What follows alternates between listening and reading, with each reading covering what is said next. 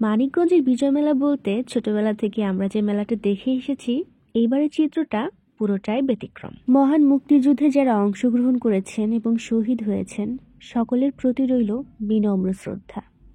আসসালামু আলাইকুম। দেশে এবং বিদেশে কে কোথা থেকে আমার ভিডিওটি দেখছেন এবং সবাই কেমন আছেন? এই হলো আমাদের মানিকগঞ্জের বিজয় মেলার চিত্র।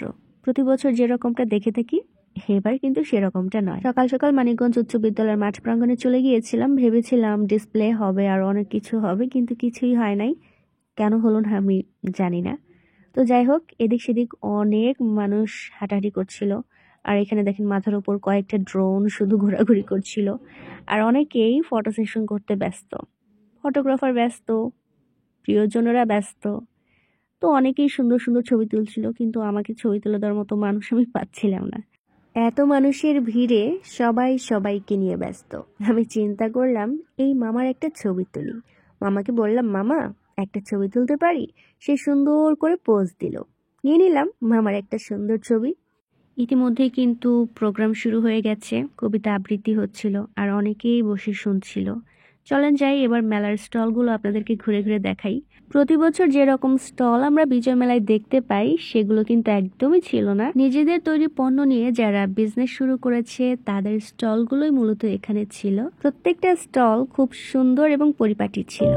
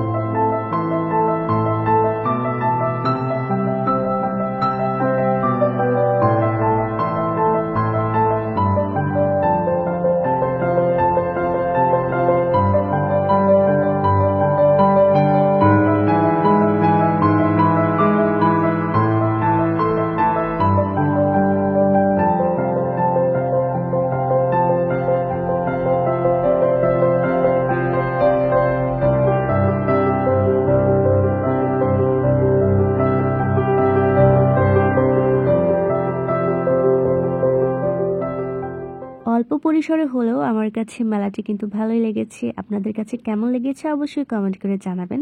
তো চলে যাচ্ছি, দেখা হবে, কথা হবে পরের কোনো ভিডিওতে। আল্লাহ হাফেজ।